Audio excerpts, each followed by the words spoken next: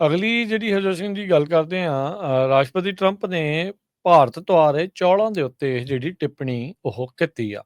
ਕਹਿੰਦੇ ਵੀ ਜਿੰਨੀ ਦੇਰ ਤੱਕ ਇਹ ਜਦੋਂ ਜਿਹੜੇ ਆ ਉਹ ਡੀਲ ਹੀ ਨਹੀਂ ਬਣੀ ਤਾਂ ਇੰਡੀਆ ਵਾਲੇ ਇੰਨੇ ਸਸਤੇ ਭਾਅ ਦੇ ਉੱਤੇ ਵਿਦਆਊਟ ਐਨੀ ਉਹਦੇ ਉੱਤੇ ਲੱਗੀ ਟੈਰਿਫ ਤੋਂ ਬਗੈਰ ਉਹ ਕਹਿੰਦੇ ਵੀ ਰਾਈਸ ਕਿਉਂ ਡੰਪ ਕਰ ਰਿਹਾ ਅਮਰੀਕਾ ਦੇ ਵਿੱਚ। ਉਹਨਾਂ ਨੇ ਨਾਲ ਚੇਤਾਵਨੀ ਦੇ ਦਿੱਤੀ ਵੀ ਅਸੀਂ ਹੋਰ ਟੈਰਿਫ ਵੀ ਲਾ ਸਕਦੇ ਆ ਇੰਡੀਆ ਦੇ ਉੱਤੇ।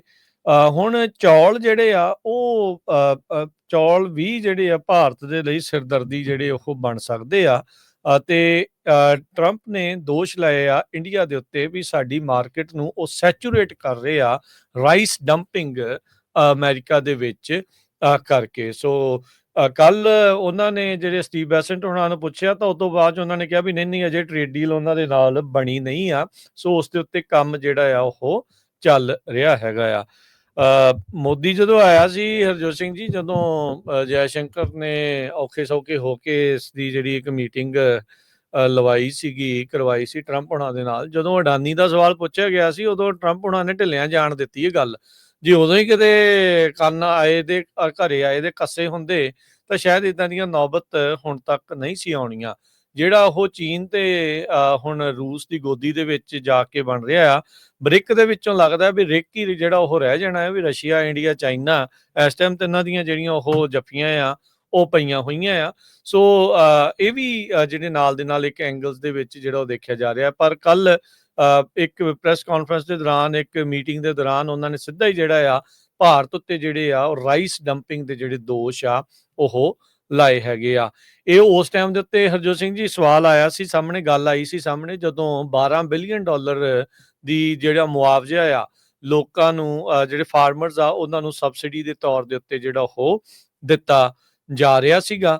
ਉਸ ਟਾਈਮ ਦੇ ਉੱਤੇ ਜਿਹੜੇ ਚੌਲਾਂ ਵਾਲਿਆਂ ਦੀ ਜਿਹੜੀ ਇਹਨਾਂ ਨੇ ਗੱਲ ਕੀਤੀ ਆ। ਹੁਣ ਇਹਦਾ ਇਸ਼ਾਰਾ ਇਹ ਤਾਂ ਨਹੀਂ ਵੀ ਕਿਸਾਨਾਂ ਨੂੰ ਵੀ ਭਾਈ ਹੁਣ ਚੌਲ ਚੂਲ ਆਪਣੇ ਇੱਥੇ ਜ਼ਿਆਦਾ ਲਾ ਲਈਏ ਤੇ ਸ਼ਾਇਦ ਜੇ ਇੰਡੀਆ ਤੋਂ ਰਾਈਸ ਡੰਪਿੰਗ ਬੰਦ ਹੁੰਦੀ ਆ ਤਾਂ ਕੀ ਜਿਹੜਾ ਉਸ ਦੇ ਵਿੱਚ ਬਣੂਗਾ। ਪਰ ਕਿਸਾਨ ਕਾਫੀ ਜੂਝ ਰਹੇ ਆ। ਉਹਨਾਂ ਦੇ ਲਈ ਟਰੰਪ ਹੁਣਾਂ ਨੇ $12 ਬਿਲੀਅਨ ਐਲਾਨ ਕੀਤੇ ਆ ਤੇ ਇੰਡੀਆ ਨੂੰ ਵੀ ਜਿਹੜੀਆਂ ਹੁਣ ਚੌਲਾਂ ਦੇ ਮਾਮਲੇ ਦੇ ਵਿੱਚ ਅੱਖਾਂ ਦਿਖਾ ਦਿੱਤੀਆਂ ਆ। ਸੋ ਉਹਨਾਂ ਨੇ ਨਾਲ ਇਹ ਕਿਹਾ ਵੀ ਜਿਹੜੇ ਅਸੀਂ ਟ੍ਰਿਲੀਅਨਸ ਆਫ ਡਾਲਰ ਕਹਿੰਦੇ ਵੀ ਜਿਹੜੇ ਆ ਰਹੇ ਆ ਸਾਨੂੰ ਰੈਵਨਿਊ ਦੇ ਟੈਰਿਫ ਤੋਂ, ਉਹਦੇ ਵਿੱਚੋਂ ਹੀ ਜਿਹੜਾ ਮੁਆਵਜ਼ਾ ਆ ਅਸੀਂ ਕਿਸਾਨਾਂ ਨੂੰ ਦੇਣ ਜਾ ਰਹੇ ਹੈਗੇ ਆ। ਅਗਲੀ ਜਿਹੜੀ ਹਰਜੋਤ ਸਿੰਘ ਜੀ ਗੱਲ ਕਰਦੇ ਹਾਂ ਰਾਸ਼ਟਰਪਤੀ ਟਰੰਪ ਨੇ ਭਾਰਤ ਤੋਂ ਆ ਰਹੇ ਚੌਲਾਂ ਦੇ ਉੱਤੇ ਜਿਹੜੀ ਟਿੱਪਣੀ ਉਹ ਕੀਤੀ ਆ। ਕਹਿੰਦੇ ਵੀ ਜਿੰਨੀ ਦੇਰ ਤੱਕ ਇਹ ਜਦੋਂ ਜਿਹੜੇ ਆ ਉਹ ਡੀਲ ਹੀ ਨਹੀਂ ਬਣੀ ਤਾਂ ਇੰਡੀਆ ਵਾਲੇ ਇੰਨੇ ਸਸਤੇ ਭਾਅ ਦੇ ਉੱਤੇ ਵਿਦਆਊਟ ਐਨੀ ਉਹਦੇ ਉੱਤੇ ਲੱਗੀ ਟੈਰਿਫ ਤੋਂ ਬਗੈਰ ਉਹ ਕਹਿੰਦੇ ਵੀ ਰਾਈਸ ਕਿਉਂ ਡੰਪ ਕਰ ਰਿਹਾ ਅਮਰੀਕਾ ਦੇ ਵਿੱਚ। ਉਹਨਾਂ ਨੇ ਨਾਲ ਚੇਤਾਵਨੀ ਦੇ ਦਿੱਤੀ ਵੀ ਅਸੀਂ ਹੋਰ ਟੈਰਿਫ ਵੀ ਲਾ ਸਕਦੇ ਆ ਇੰਡੀਆ ਦੇ ਉੱਤੇ। ਹੁਣ ਚੌਲ ਜਿਹੜੇ ਆ ਉਹ ਚੌਲ ਵੀ ਜਿਹੜੇ ਆ ਭਾਰਤ ਦੇ ਲਈ ਸਿਰਦਰਦੀ ਜਿਹੜੇ ਉਹ ਬਣ ਸਕਦੇ ਆ। ਅਤੇ ਟਰੰਪ ਨੇ ਦੋਸ਼ ਲਾਏ ਆ ਇੰਡੀਆ ਦੇ ਉੱਤੇ ਵੀ ਸਾਡੀ ਮਾਰਕੀਟ ਨੂੰ ਉਹ ਸੈਚੂਰੇਟ ਕਰ ਰਹੇ ਆ ਰਾਈਸ ਡੰਪਿੰਗ ਅਮਰੀਕਾ ਦੇ ਵਿੱਚ ਕਰਕੇ। ਸੋ ਕੱਲ ਉਹਨਾਂ ਨੇ ਜਿਹੜੇ ਸਟੀਵ ਬੈਸੈਂਟ ਉਹਨਾਂ ਨੂੰ ਪੁੱਛਿਆ ਤਾਂ ਉਸ ਤੋਂ ਬਾਅਦ ਉਹਨਾਂ ਨੇ ਕਿਹਾ ਵੀ ਨਹੀਂ ਅਜੇ ਟ੍ਰੇਡ ਡੀਲ ਉਹਨਾਂ ਦੇ ਨਾਲ ਬਣੀ ਨਹੀਂ ਆ।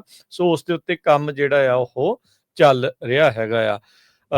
ਮੋਦੀ ਜਦੋਂ ਆਇਆ ਸੀ ਹਰਜੋਤ ਸਿੰਘ ਜੀ, ਜਦੋਂ ਜੈ ਸ਼ੰਕਰ ਨੇ ਔਖੇ ਸੌਖੇ ਹੋ ਕੇ ਇਸ ਦੀ ਜਿਹੜੀ ਇੱਕ ਮੀਟਿੰਗ ਕਰਵਾਈ ਸੀ ਟਰੰਪ ਹੁਣਾਂ ਦੇ ਨਾਲ। ਜਦੋਂ ਅਡਾਨੀ ਦਾ ਸਵਾਲ ਪੁੱਛਿਆ ਗਿਆ ਸੀ ਉਦੋਂ ਟਰੰਪ ਹੁਣਾਂ ਨੇ ਢਿੱਲਿਆਂ ਜਾਣ ਦਿੱਤੀ ਇਹ ਗੱਲ। ਜੇ ਉਦੋਂ ਹੀ ਕਿਤੇ ਕੰਨ ਆਏ ਦੇ ਘਰੇ ਆਏ ਦੇ ਕੱਸੇ ਹੁੰਦੇ ਤਾਂ ਸ਼ਾਇਦ ਇਦਾਂ ਦੀਆਂ ਨੌਬਤ ਹੁਣ ਤੱਕ ਨਹੀਂ ਸੀ ਆਉਣੀਆਂ। ਜਿਹੜਾ ਉਹ ਚੀਨ ਤੇ ਹੁਣ ਰੂਸ ਦੀ ਗੋਦੀ ਦੇ ਵਿੱਚ ਜਾ ਕੇ ਬਣ ਰਿਹਾ ਆ। ਬ੍ਰਿਕ ਦੇ ਵਿੱਚੋਂ ਲੱਗਦਾ ਵੀ ਰਿਕ ਹੀ ਜਿਹੜਾ ਉਹ ਰਹਿ ਜਾਣਾ ਹੈ ਵੀ ਰਸ਼ੀਆ, ਇੰਡੀਆ, ਚਾਈਨਾ ਇਸ ਟਾਈਮ ਤੇ ਇਹਨਾਂ ਦੀਆਂ ਜਿਹੜੀਆਂ ਉਹ ਜੱਫੀਆਂ ਆ ਉਹ ਪਈਆਂ ਹੋਈਆਂ ਆ।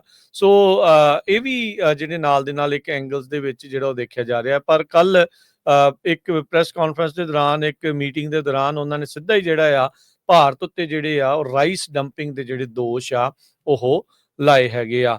ਇਹ ਉਸ ਟਾਈਮ ਦੇ ਉੱਤੇ ਹਰਜੋਤ ਸਿੰਘ ਜੀ ਸਵਾਲ ਆਇਆ ਸੀ ਸਾਹਮਣੇ, ਗੱਲ ਆਈ ਸੀ ਸਾਹਮਣੇ ਜਦੋਂ $12 ਬਿਲੀਅਨ ਦੀ ਜਿਹੜਾ ਮੁਆਵਜ਼ਾ ਆ ਲੋਕਾਂ ਨੂੰ, ਜਿਹੜੇ ਫਾਰਮਰਸ ਆ ਉਹਨਾਂ ਨੂੰ ਸਬਸਿਡੀ ਦੇ ਤੌਰ ਦੇ ਉੱਤੇ ਜਿਹੜਾ ਉਹ ਦਿੱਤਾ ਜਾ ਰਿਹਾ ਸੀਗਾ। ਉਸ ਟਾਈਮ ਦੇ ਉੱਤੇ ਜਿਹੜੇ ਚੌਲਾਂ ਵਾਲਿਆਂ ਦੀ ਜਿਹੜੀ ਇਹਨਾਂ ਨੇ ਗੱਲ ਕੀਤੀ ਆ। ਹੁਣ ਇਹਦਾ ਇਸ਼ਾਰਾ ਇਹ ਤਾਂ ਨਹੀਂ ਵੀ ਕਿਸਾਨਾਂ ਨੂੰ ਵੀ ਭਾਈ ਹੁਣ ਚੌਲ-ਚੂਲ ਆਪਣੇ ਇੱਥੇ ਜ਼ਿਆਦੇ ਲਾ ਲਈਏ ਤੇ ਸ਼ਾਇਦ ਜੇ ਇੰਡੀਆ ਤੋਂ ਰਾਈਸ ਡੰਪਿੰਗ ਬੰਦ ਹੁੰਦੀ ਆ, ਤਾਂ ਕੀ ਜਿਹੜਾ ਉਸ ਦੇ ਵਿੱਚ ਬਣੂਗਾ। ਪਰ ਕਿਸਾਨ ਕਾਫ਼ੀ ਜੂਝ ਰਹੇ ਆ। ਉਹਨਾਂ ਦੇ ਲਈ ਟਰੰਪ ਹੁਣਾਂ ਨੇ $12 ਬਿਲੀਅਨ ਐਲਾਨ ਕੀਤੇ ਆ ਤੇ ਇੰਡੀਆ ਨੂੰ ਵੀ ਜਿਹੜੀਆਂ ਹੁਣ ਚੌਲਾਂ ਦੇ ਮਾਮਲੇ ਦੇ ਵਿੱਚ ਅੱਖਾਂ ਦਿਖਾ ਦਿੱਤੀਆਂ ਆ।